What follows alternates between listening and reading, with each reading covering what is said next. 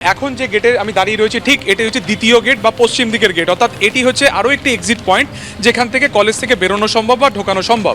এই যে সামনে যে রুম, যে দরজা তুমি দেখতে পাচ্ছ, এটা হচ্ছে ইউনিয়ন রুমের পিছনের দিকের গেট, যেটা কিও ইতিমধ্যে কিন্তু সিল করে দেওয়া হয়েছে। এবং শুধুমাত্র সিল নয়, সেটাকে সিকিওর করার জন্য কলেজেরই বেঞ্চ এনে তার সামনে কিন্তু একটা গার্ড দেওয়া হয়েছে। এবং তুমি দেখতে পাচ্ছ যে ঠিক তার পাশেই আরও দুটি জায়গাতে গার্ডরেল দেওয়া আছে, ঠিক এই যেখানে ইউনিয়ন রুম তার ঠিক পিছনের দিকের অংশে, যে কথা আমি তোমাকে এর আগেও বলছিলাম, যেখানে সামনে যে রেলিং তুমি দেখতে পাচ্ছ সেখানে হচ্ছে তোমার গার্ডরুম রয়েছে এবং তার ঠিক আগে সেখানে কিন্তু রয়েছে ওয়াশরুম। অর্থাৎ এই দুটি জায়গাতেও কিন্তু টেনে নিয়ে যাওয়ার চেষ্টা হয়েছিল ছাত্রীকে। এবারে হচ্ছে 3 নম্বর সিসিটিভি, যা অত্যন্ত গুরুত্বপূর্ণ। ক্যামেরায় শান্তনুকে দেখানোর চেষ্টা করবো। সামনে তুমি যে সিসিটিভি দেখতে পাচ্ছ ঠিক কম্পাউন্ডের পিছনের দিকের অংশে, সেই সিসিটিভি থেকে কার্যত কিন্তু এই যে পোর্শনটা রয়েছে, অর্থাৎ পিছনের দিকের অংশের এই ইউনিয়ন রুমের গেট, অন্যদিকে ওয়াশরুমের গেট এবং অন্যদিকে গার্ড রুমে যাওয়ার গেট, এই পুরোটা কিন্তু কভার হচ্ছে এই সিসিটিভি থেকে। অর্থাৎ এই গোটা ঘটনাতে তথ্য বা পারিপার্শ্বিক তথ্য প্রমাণকে একত্রিত করতে যে যে ফুটেজ থাকা দরকার, সেক্ষেত্রে কিন্তু অত্যন্ত গুরুত্বপূর্ণ হচ্ছে ক্যাম্পাসের ঠিক পিছন দিকে থাকা এই সিসিটিভি ক্যামেরা। এবং গতকালকে আমরা দেখেছি যখন ফরেন্সিক টিম এখানে আসে বা পরবর্তী সময় যখন এখানে ডিডির সায়েন্টিফিক টিম এখানে আসে, তারা কিন্তু গোটা ক্যাম্পাস ঘুরে দেখেন। সিকিউরিটি গার্ড যারা থাকে তারা কোথায় বসেন, নর্মালি তারা যখন ডিউটি দেন কোথায় তারা বসেন বা পরবর্তীকালে তারা কোথায় বিশ্রাম নেন, সেই ঘরটাও সিকিউরিটি গার্ডের মারফত কিন্তু এই গোটা এলাকাটা ঘুরে দেখেন। কমিশনার নিজে ঘটনাস্থলে ভেতরে না গেলেও তিনি কিন্তু বাইরে থেকে গোটা এলাকাকে মনিটর করেন এবং তাকে গোটা যে ক্যাম্পাস রয়েছে সেটাকে ঘুরিয়ে দেখান কিন্তু ডিসি এসএসডি বিদিশা কালিতা।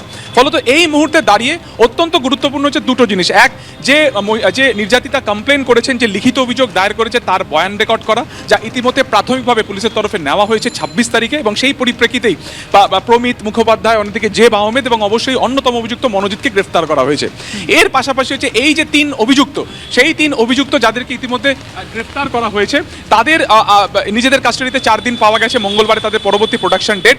এদেরকে আজকে সারাদিন জিজ্ঞাসাবাদ করা হবে, প্রয়োজনে মুখোমুখি বসিয়ে জিজ্ঞাসাবাদ করা হবে, মূলত এটা বোঝার জন্য যে সেদিনকে ঘটনার দিনকে কী ঘটেছিল। 12টা 5 নাগাদ ফোন করে ডাকা হয়েছিল তরুণীকে। এই হচ্ছে সেই মেন গেট। ঠিক সামনে তুমি দেখতে পাচ্ছ পুলিশ পোস্টিং ইতিমধ্যে দেওয়া হয়েছে এবং এই পুলিশ পোস্টিং যেখানে দেওয়া হয়েছে সেখানে ইউনিয়ন রুমের প্রথম গেট। এখানেই কিন্তু 12টা 5-এ ডাকা হয়েছিল ক্যাম্পাসে। তাকে ইউনিটের জিএস করার প্রলোভন দেখিয়ে মেয়েটি এখানে আসে এবং দীর্ঘক্ষণ এখানে বসে থাকে। 4টের সময় কলেজ ছুটি হয়ে যায় এবং তারপরেও তাকে দীর্ঘক্ষণ বসিয়ে রাখা হয়েছিল। এক্ষেত্রেই যেটা পুলিশ মনে করছে যে তাহলে কি পূর্ব পরিকল্পনাই করা হয়েছিল যে তাকে নির্যাতন করা হবে, বা তার পুরোটাই কি আগে থেকে পরিকল্পনা মাফিকই তাকে বসিয়ে রাখা হয়েছিল এবং 7:30 থেকে 10:30 পর্যন্ত ঘটনা ঘটানো হয়েছে। এবং যেখানে এই মুহূর্তে পুলিশ আছে তুমি দেখতে পাচ্ছ যে সেখানেই কিন্তু এই প্রমিত এবং আরও যে এখানকার এই মুহূর্তে আরেকজন বর্তমান স্টুডেন্ট জেব আহমেদ, তারা কিন্তু এখানে অপেক্ষা করছিল বা বলা চলে যে অ্যাসিস্ট করছিল মনোজিৎকে, যে যখন এই ভেতরে ইউনিয়ন রুমের ভেতরে নারকীয় কাণ্ড ঘটে তখন যাতে কেউ ভেতরে না প্রবেশ করে। ঠিক এখানেই কলেজের ভূমিকা নিয়ে প্রশ্ন উঠছে, গার্ডের ভূমিকা নিয়ে প্রশ্ন হচ্ছে যে তারা কেন সবটা জানার পরেও বা তারা কি জানতেন যে ভেতরে কি হচ্ছে, তাহলে তারা কেন হেল্পে গেলেন না। এবং নির্যাতিতাকেও বয়ান নেওয়ার চেষ্টা হচ্ছে সে কি আত্মচিৎকার করেছিল। এবং যেহেতু একদম সামনে থেকে যে ছবি দেখা যাচ্ছে যে এই হচ্ছে মেন গেট, ঢোকার রাস্তা হচ্ছে এটা, ফলত যে কেউ এখান থেকে যদি প্রবেশ করে কলেজ ক্যাম্পাসে, তার পক্ষে কিন্তু এটা চোখ এড়ানো সম্ভব নয় যে ইউনিয়ন রুম ভেতর থেকে লক করা, বাইরে 2জন ছেলে দাঁড়িয়ে আছে এবং ভেতরে কোনো রকম অত্যাচার চলছে এবং সেখানে চিৎকার চেঁচামেচি হচ্ছে। এক্ষেত্রে গুরুত্বপূর্ণ হচ্ছে সেদিনকে সেই সময় কারা কারা এখান থেকে প্রবেশ করেছিল। এবং সেক্ষেত্রে সব থেকে গুরুত্বপূর্ণ হচ্ছে এই যে উপরে সিসিটিভিটা তুমি দেখছো, এই সিসিটিভি মেন গেটে ঢোকার মুখে পড়ছে, যার ডিরেকশন তুমি দেখতে পাচ্ছ কিন্তু সরাসরি যাচ্ছে একদম গ্রাউন্ড ফ্লোরে। অর্থাৎ যদি সেখানে সেদিনকে কার কি পজিশন ছিল, কার কখন ঢোকা বা বেরোনোর যাতায়াত ছিল, কখন ইউনিয়ন রুমে এই নির্যাতিতাকে জোর করে ঢোকানো হয়েছিল বা কখন তারা বেরিয়েও যায়, এই গোটা বিষয়টি কিন্তু জানা সম্ভব হবে এই সিসিটিভি ক্যামেরা থেকে।